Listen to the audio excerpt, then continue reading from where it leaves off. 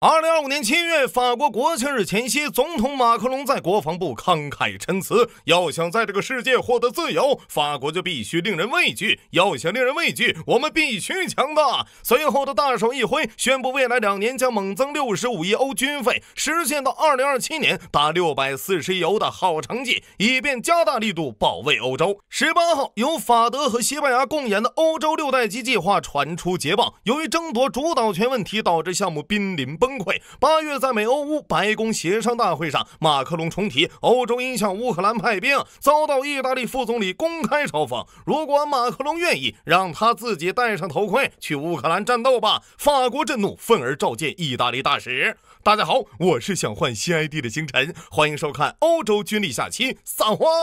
上期表扬德意志联邦肥宅的视频收获了一致好评，现在问题来了，成天嚷嚷捍卫欧洲，欧洲未来不应由华盛顿或莫斯科来决定，甚至积极插手亚太的法国，现在到底能否扛起重新武装欧洲的大旗呢？转发加点赞，这就是军队，听法兰西说。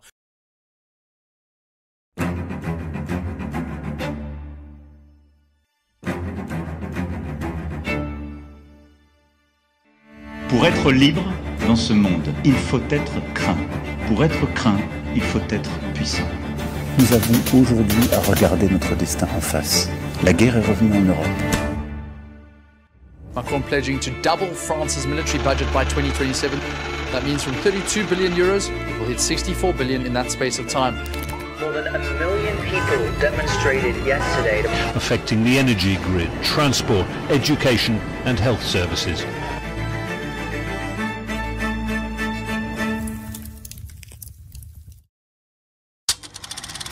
提到法国军队，大家最先想到什么？横扫欧陆的拿破仑，最后的几辆戴高乐，亦或是广为人知的法式军礼。经过数天调研，我发现法军的主要问题简单概括有3：领导人左右摇摆，五行缺钙，高卢雄鸡特有的军费利用率低，以及心比天高，奈何钱包比纸还薄的顾虑。经常儒法的都知道，作为曾与大英帝国角逐全球霸权的欧陆之光，法国即便战后殖民体系被美苏拆解，也是瘦死的梁子比我大，这点尤其体现在戴高乐时代。法国不仅强硬退出北约军事一体化，要求所有美军撤离法国，还在美苏争霸的大背景下支持起了欧洲一体化，端得上是高卢人之傲骨，法兰西之脊梁啊！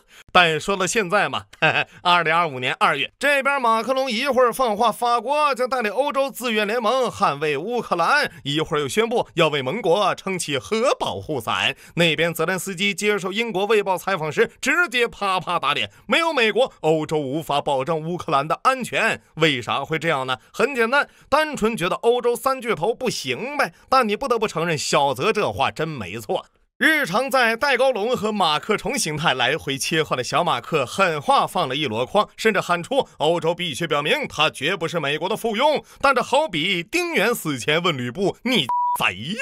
咱们先聊军备本身啊。相比于飞机全靠买，2艘航母1艘当零件包，最大钢厂破产被中资收购，没钱买导弹，把导弹舱改健身房的戴英啊，平心而论，法国作为欧洲唯一具备相对完整国防工业体系的国家，阵风战机、戴高乐号航母、凯旋级核潜艇，面板优秀，品类齐全。但玩过舰娘游戏的都知道，面板是面板啊，实际是实际。这其中最大的乐子就是法兰西骄傲，对外军售排头兵，法兰西独立自主的捍卫者，刚被印度0-6风光大葬的阵风战机啊，真不是我要反复鞭尸的倒霉玩意儿啊！先不评价打成这样，主要责任是印度人拉胯，还是法国装备不行？问题是后续法国一系列抽象操作，愣是持续给阵风套底 buff。首先是6月的巴黎航展，为了给受挫的阵风助阵，法国总理贝鲁亲自坐进最新型的阵风 F5型，然后呢，这大爷就被卡座舱里了，怎么挣扎也出不来，最后旁边摸鱼的工作人员才把人拔出来。大爷第一件事就是提裤子。果然呢，这幅社死画面被各大媒体精准捕捉，广为传播。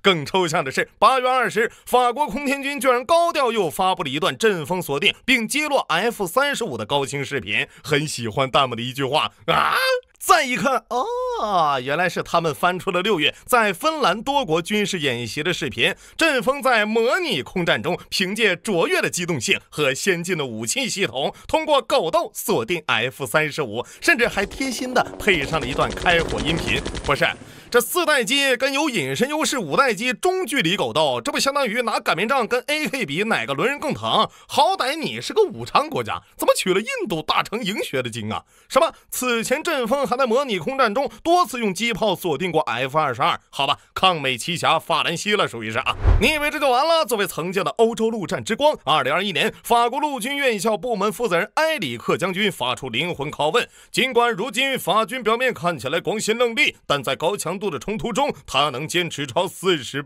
小时吗？然后这话被美国防务新闻转载后对了一通扒，答案是不太行。首先是目前法国陆军编制约11.8万人，而战斗兵员不到7万，如果硬算上法德共建旅，总共也才7个战斗旅。还没完呢，其中仅2个是装备勒克莱尔坦克的重装旅，不够俄乌打一场巴赫穆特战役的。法国笑传之凑凑兵，这啥概念呢？举个例子啊，由法国内政部管辖，负责维持治安的国家宪兵队数量是10.3万人。不仅如此，2015年的巴黎恐袭后，为了应对欧洲难民危机，法国总统奥朗德恢复组建了全套3级头、3机甲、拎着警棍、防暴盾的近8万国民警卫队，负责国内执勤。是的，你没听错，法军战斗人员规模甚至没宪兵多。想想也对，论经济威胁，凶恶的普京比不上上涨的养老金，俄国的进攻不如巴黎的罢工。爱丽舍宫也知道哪个才是心头大患呀。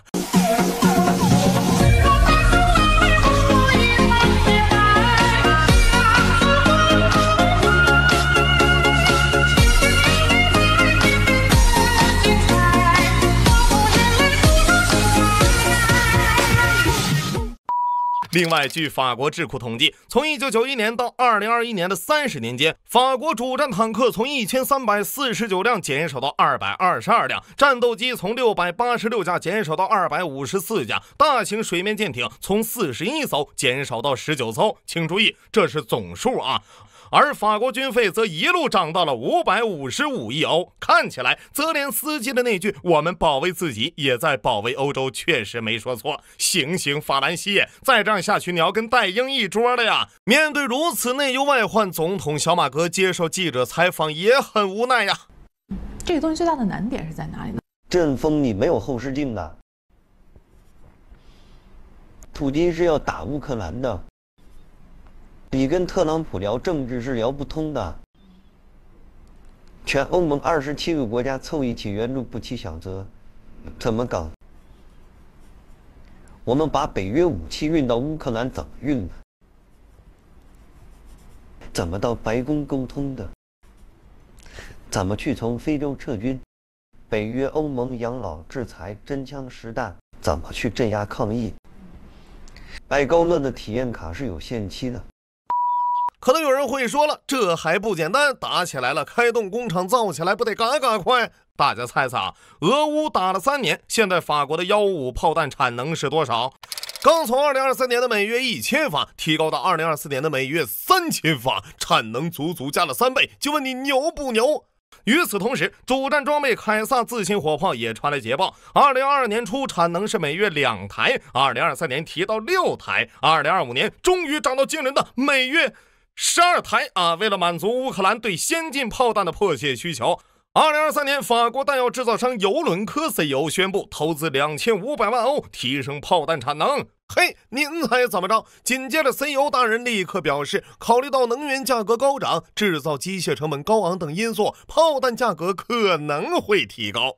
是的啊，这产能还没涨呢，单价要先涨。哎呀，只能说皮埃尔专员太能挣了。更离谱的是，也许是援乌大劲儿了。2023年2月，法国国防和武装部队委员会发布报告称，法国军队已不再拥有足够的弹药维持高强度战争。最新消息是，政府计划花费160亿欧，确保到2030年不足弹药库存。不是，我看新闻马克龙在那嗷叫的要派兵，我以为他家底有多厚呢，结果总共就这点人和装备，你还想上桌？这马克龙嘴里绘声绘色，一到关键时刻就怂了，这就是成语声色犬马的来源。虽然法军兵力不足，好在素质更差呀。好消息是，法军没有爆出戴英那种玩迫击炮轴在核潜艇上发生关系的特殊癖好，也没闹出德国联邦肥宅那种把钢管舞列入入学考试的霸凌丑闻。坏消息是，他们更无耻，更丢人。2015年，一则法国驻中非维和部队性侵当地儿童的新闻不胫而走。据一名女孩向联合国调查人员说，法国维和军人在2014年多次要求她提供性服务，交换条件是一瓶瓶装水和一小袋饼干，而她当时仅7岁。随着调查深入，发现事发地主要位于一处简陋棚屋组成的巨大难民营，共14名法国军人参与，他们的职责是监督难民营的秩序。受害者多达10数人，且均是当地儿童，不少还是孤儿，都是向士兵乞求食物时或被威逼或被利用。经过长达1年的调查，官司一直打到了联合国，法国国防部才宣布启动内部调查。要知道这个不是普通的法国占领军，而是参与联合国神圣维和使命的精锐法军呐。就这贼配军的军纪还没开打，估计丑闻就上头版，被唾沫星子淹死了。更抽象的是，2021年法国解放报再度爆出猛料，在2020年巴黎总统府的一场告别招待酒会后，一名女兵酒后被自己的同事侵犯。调查发现，他们都是1年前被借调到爱丽舍宫协助工作的。事发前，包括马克龙总统办公室的亲信及部分军事人员都出席了酒会。好家伙，总统府性侵，你们可真会挑地方啊！眼看闹出这么大丑闻，小马哥放话必须解决针对妇女的暴力问题。检察官立即介入，不查不知道，作为世界女兵占比最高的军队之一，法军各种执行任务时遭遇性暴力的丑闻层出不穷。另一个让法军沦为国际笑柄的，则是著名基辅安纳旅。该部队耗资约9亿欧组建，约2000名乌克兰官兵都曾在法国训练基地，经由法国教官精心训练，编制指挥也模仿法军，还装备法军主战装备 VAB 装甲运兵车、AMX-10 装甲车和凯撒自行火炮等，及德国豹式坦克，可以算得上精锐中的精锐。结果呢，训练时就发生了数十起开小差事件，但巴黎方面的回应是，与受训士兵总数相比，开小差的人数微不足道。然后等到这帮人返回乌克兰参战后，直接一触即溃，持续放弃重要阵地，向后转进。最后一统计，居然有1700多人当了逃兵，情况之恶劣，直接震动基辅。这一波学到法军真传的，属于是当然了，你要是法国军队一点战力没有，那也不客观。2021年，英法渔业冲突中，两国互派军舰对峙，上演了一出不列颠拒批捕鱼证，法兰西怒撞大英船的大戏。大声告诉我，法国装备的特点是什么？贵。还有呢？对，祖传的神奇设计，主打的就是我就是我，不一样的烟火。2024年10月，法国最新锐的罗纳克海军上将号干预与防御型护卫舰正式开始海试，请看它长这样，是不是很熟悉？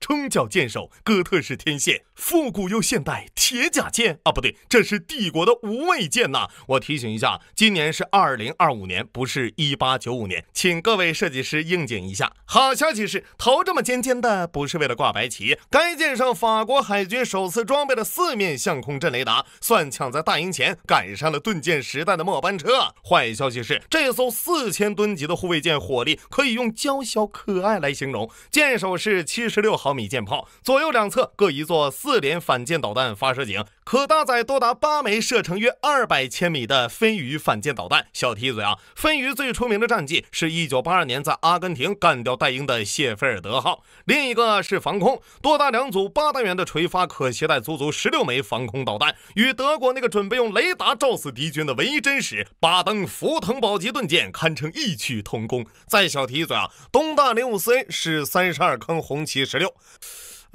给这件取个啥名合适呢？武装豪华驱逐护卫客轮更抽象的是卖给希腊和印尼的同款军舰居然是32坑垂发。不得不说，法国人真良心，别家出口都是猴版，就他出口比自家的好。除了别具一格的设计，最难崩的是这艘4000吨级的反祖铁甲舰，法国订购了5艘，造价42亿美元，42亿呀！这样看起来，老美7000吨的星座级好像也不算太贵了。当然了，造船嘛，不能都以大洋决战的视角来看，这玩意儿符合法系航速慢但航程远的特征。而且从铁甲舰时代的向内倾斜舰身，再到戴高乐航母的前置舰岛都这样。好消息是，自成一系，军事自主，不用依赖北约体系。坏消息是，独立又没做大，买家寥寥，成本极高。